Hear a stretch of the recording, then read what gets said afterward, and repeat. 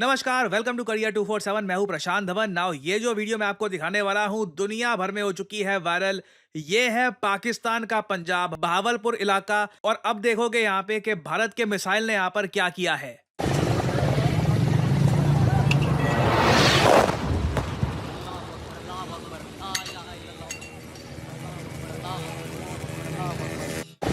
ऐसी बहुत सारी वीडियोस आज के समय पाकिस्तान से इमर्ज हो रही हैं जो ऑथेंटिकेटेड वीडियोस हैं, जो जेन्युइन वीडियोस हैं, लेटेस्ट वीडियोस, यही मैं आपको यहाँ पर दिखा रहा हूँ। और ये जो दृश्य है पाकिस्तान से, अगेन आज के समय इंटरनेट, फोन वगैरह सबके पास है। मैं वैसे ये बता दूं, भारत ने 9 स्ट्राइक्स किए हैं पाकिस्तान को। जी हाँ, 8 लोकेशंस पर 9 स्ट्राइक्स किए हैं। मिसाइल से अटैक किया है बताया जा रहा है। जो कामाकाजे ड्रोन्स होते हैं, लॉयटरिंग म्यूनिशन सुसाइड ड्रोन्स, उनसे भी यहाँ पे अटैक किया है। और पाकिस्तान की सरकार ने इन सब अटैक्स को ढकने की बहुत कोशिश करी, ब्लैकआउट कर दिया काफी जगह, इंटरनेट भी कट कर दिया, मगर कुछ वीडियोस सामने आ ही गई है। यहाँ पे आप देख पाओगे। हाँ देखना वहां कैसी आ रही है वहां से।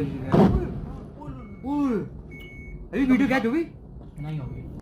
नाउ रात को 2 बजे भारतीय सेना ने इसके बाद ट्वीट करी और देश को यह बताया, ऑपरेशन सिंदूर कंप्लीट हो चुका है। और यह है वो अनाउंसमेंट भारतीय सेना की जिसका हम सब लोग वेट कर रहे थे। जस्टिस इज सर्व्ड, न्याय फाइनली डिलीवर किया गया है। 22 अप्रैल को, आज से 14 दिन पहले, पाकिस्तानी आतंकवादियों ने निहत्थे सिविलियंस को मारा, कई महिलाओं का सिंदूर उजाड़ दिया। और अब 14 दिन के बाद, मैंने वैसे आपको बताया था, देखो इंडिया पक्का रिस्पॉन्ड करेगा। और मैंने आपको डेट्स भी बताई थी कि उरी पे जब हमला हुआ था 2016 में, 10 दिन में रिटेलिएशन हुई थी। पुलवामा हमला हुआ, उसके बाद रिटेलिएशन हुई 12 दिन बाद। और इस बार जो पहलगाम हमला हुआ है, उसकी रिटेलिएशन भारत ने करी है 14 दिन के अंदर अंदर। ऑपरेशन सिंदूर के अंदर बताया जा रहा है पाकिस्तान के बहुत सारे आतंकवादी मारे गए हैं। और अब हमने देखा है कि जो पहलगाम में मैसेकर हुआ था, उसका जवाब भारत ने 14 डेज बाद किया है, 14 दिन बाद। पूरा पाकिस्तान सदमे में है। इनका एयर डिफेंस सिस्टम संभाल नहीं पाया इंडियन मिसाइल्स को। रफाल फाइटर जेट्स का यूज किया गया है, ड्रोन्स का यूज किया गया है।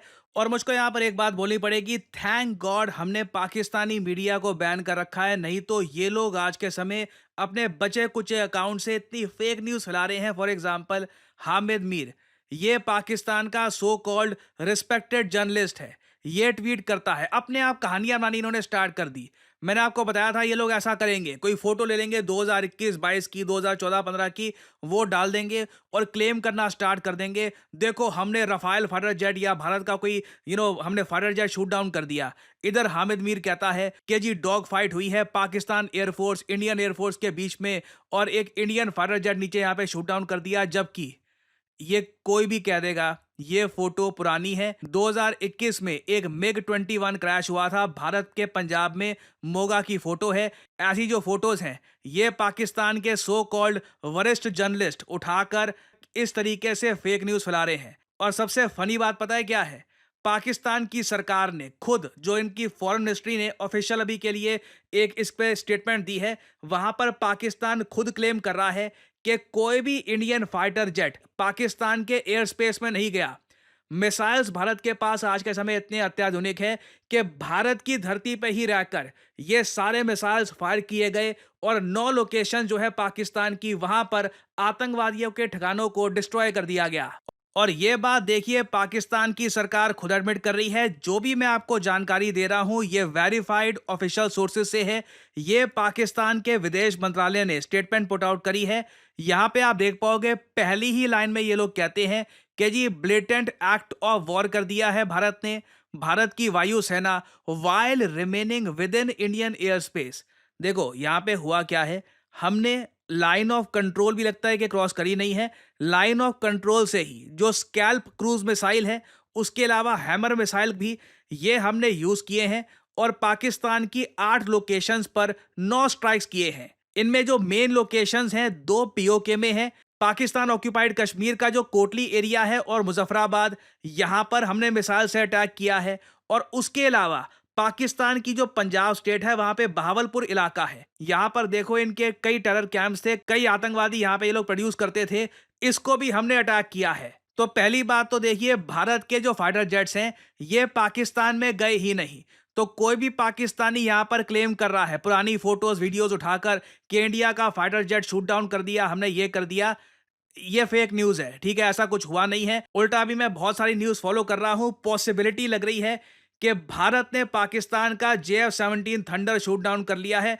इंडिया की तरफ से प्रॉपर जो जानकारी है, प्रॉपर डिटेल्स इस ऑपरेशन की, ये 10 बजे आएगी। ठीक है, तो अभी ये वीडियो मैं आपके लिए सुबह 8 बजे ही अपलोड कर रहा हूं। 2-3 घंटे बाद जो इंडियन मिलिट्री की तरफ से ऑफिशियल डिटेल सामने आएगी ऑपरेशन सिंदूर को लेकर, उस पर मैं एक अलग से वीडियो आपके लिए लेके आऊंगा। बट अभी हम पाकिस्तानी गवर्नमेंट का रिएक्शन देखें तो इनके प्रधानमंत्री ने ट्वीट करी है और लिटरली कहा है कि जो ये अटैक किया है भारत ने, ये एक एक्ट ऑफ वॉर है। यहां पे आप देख पाओगे, this heinous act of aggression will not go unpunished. Pakistan इसका रिप्लाई करेगा, ये अपने हिसाब से जब इनको ठीक लगेगा तब ये लोग रिप्लाई करेंगे। तो अगेन देखो, यहां पे मैं वैसे आपको ये बता दूं, भारत ने पाकिस्तान को ह्यूमिलिएट बुरी तरीके से किया है। अभी जो डिटेल्स हैं इस ऑपरेशन की, कि कौन सा मिसाइल यूज किया, क्या ब्रह्मोस मिसाइल यूज किया था, क्या स्कैल्प मिसाइल यूज किया था, कुछ यही बताया जा रहा है कि भारतीय नौसेना का भी यहां पर रोल था। जो पंजाब में स्ट्राइक किया है, वहां पर लॉइटरिंग म्यूनिशन भारतीय नौसेना की तरफ से भेजा गया था। तो प्रॉपरली हमने जो भी टेरर कैंप्स थे पाकिस्तान में, इनको टारगेट किया है। बताया जा रहा है 50-60 से ऊपर आतंकवादी मारे गए हैं। पाकिस्तान ऑफ कोर्स यहां पर यह क्लेम कर रहा है इनके सिविलियंस मारे गए हैं, कई इनके सिविलियंस यहां पर बुरी तरीके से इंजर भी हुए हैं, यह पाकिस्तान का क्लेम है। बट एक बात तो क्लियर है, आसिम मुनीर के लिए जीना बहुत ही जरा मुश्किल हो जाएगा। क्योंकि देखो, आपको यहां पर समझना होगा, पाकिस्तान एक ऐसा देश है जहां पर लोगों को पता है इनकी आर्मी करप्शन करती है, इनकी आर्मी टोटल बजट का बहुत सारा हिस्सा अपने पास रख लेती है। लोग कुछ हद तक चुप इसलिए रहते हैं क्योंकि वो मान के चलते हैं कि जी देखो, इंडिया से कम हमारी आर्मी बचा कर रखेगी हमको। इवन दो आधा देश इनका टूट चुका है 1971 में, फिर भी इनके लोग मानते हैं कि ठीक है, आर्मी के पास पावर होनी चाहिए। बट अब आसिम मुनीर के अंडर ये मिसाइल इस तरीके से बरसेंगे पाकिस्तान पर, आम आदमी इनके मोबाइल से कैप्चर कर रहा है वीडियो, भाग रहे हैं लोग। पाकिस्तान में लोग आज के समय जेन्युइनली फियर में है कि इंडिया अब इसके बाद आगे क्या करेगा और इंडिया क्या क्या कर सकता है। अगर फुल स्केल वॉर हो गई, इंडिया के पास कई गुना ज्यादा रिसोर्सेज हैं, इंडिया के पीछे यूएस खड़ा है, रशिया खड़ा है। लंबी वॉर में पाकिस्तान को बहुत नुकसान हम दे देंगे यहाँ पे। तो पाकिस्तान के लोग फुल स्केल वॉर चाहते नहीं है। तो आसिम मुनीर बहुत बड़ा फंस गया यहाँ पे कि क्या करेगा वो। ऐसे केस में देखो, उम्मीद मेरी यही है कि आसिम मुनीर कोई बहुत ज्यादा उल्टा सीधा डिसीजन ना ले। इंडिया की साइड से एक बहुत इंपॉर्टेंट अनाउंसमेंट ये करी गई है कि हमने पाकिस्तान की मिलिट्री को टारगेट नहीं किया, पाकिस्तान के सिविलियन पॉपुलेशन को टारगेट नहीं किया। हमारा टारगेट सिर्फ वो आतंकवादी थे जिन्होंने प्लान किया था पहलगाम आतंकवादी हमला। ये भारत सरकार की ऑफिशियल प्रेस रिलीज है, रक्षा मंत्रालय की। ये जो हमने स्ट्राइक किया है, ऑपरेशन सिंदूर कंडक्ट किया, उसके बाद साफ साफ लिखा हुआ है, our actions have been focused, measured and non escalatory in nature. हम ज्यादा एस्केलेशन नहीं चाहते, हम नहीं चाहते कि इसके बाद बात और ज्यादा आगे बढ़े। इंडिया कैटेगोरिकली यहां पर कह रहा है कि no Pakistani military facilities have been targeted.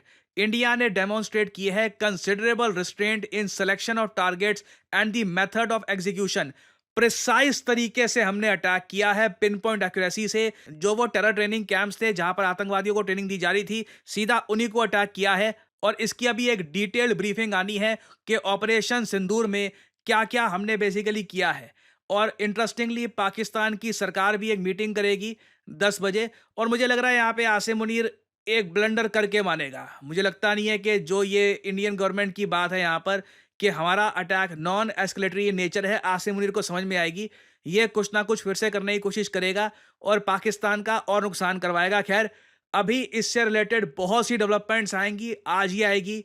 मैं आपके लिए अपडेटेड वीडियोस इस टॉपिक से रिलेटेड लाता रहूंगा। तब तक के लिए पाकिस्तान के जो ये टूटे फूटे ये हैंडल्स हैं जहां से ये फेक न्यूज फैला रहे हैं, इनका यकीन मत करिए। ऑफिशियल वेरीफाइड सोर्सेज में जो बात बोली जा रही है उसको ही सर्कुलेट करिए, उसको ही दोस्तों यारों को बताइए। यहाँ पे आप सब लोगों की भी जिम्मेदारी बनती है कि जो जेन्युइन सोर्स है उसी के बेसिस पर न्यूज आगे फॉरवर्ड करिएगा। और ये सब आप लोगों की ड्यूटी है एंड आई एम श्योर आप लोग इस ड्यूटी को प्रॉपरली निभाएंगे।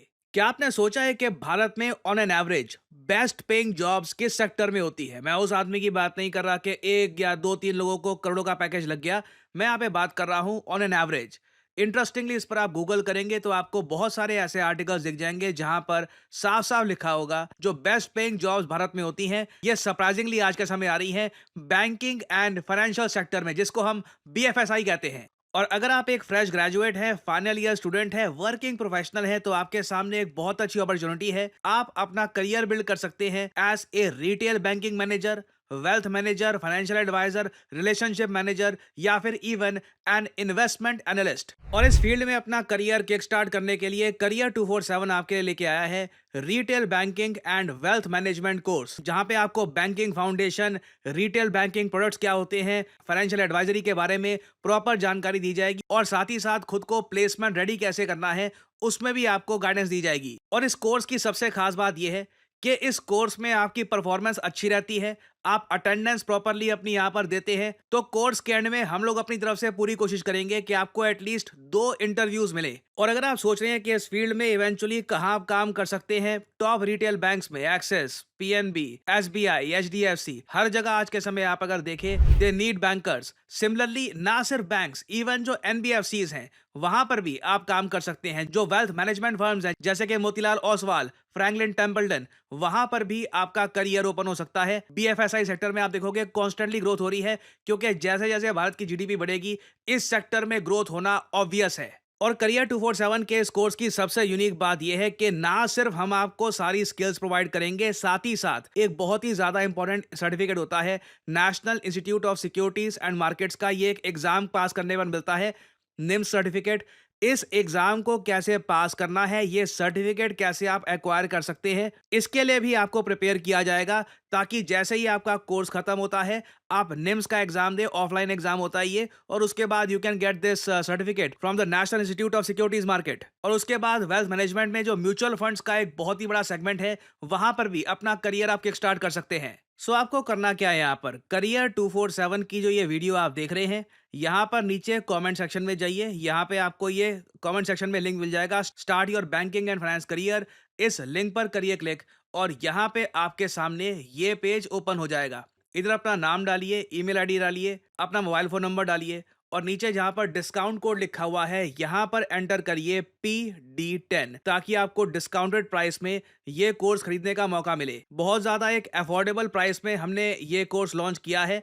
जो फी है इसकी ये 30,000 आपको दिख जाएगी, but after applying the code PD10 आपको एक एडिशनल डिस्काउंट भी यहाँ पर मिलेगा। So make sure to apply the code, नहीं तो बाद में आपको डिस्काउंट मिलने में प्रॉब्लम हो जाएगी। और फिर करियर 247 की टीम की तरफ से आपको कॉल आएगी। आप जो आपके एक्स्ट्रा सवाल हैं क्लासेस को लेकर, टाइमिंग्स को लेकर, सिलेबस को लेकर, ये सवाल आप पूछ सकते हैं।